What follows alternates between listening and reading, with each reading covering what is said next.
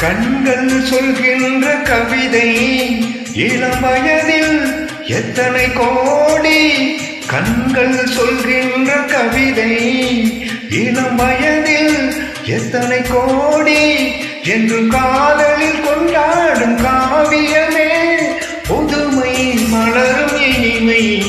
அந்த மயக்கத்தில் இணைவது உறவுக்கு பெருமை. சின்ன கண்ணன் அழைக்கிறான், சின்ன கண்ணன் அழைக்கிறான்.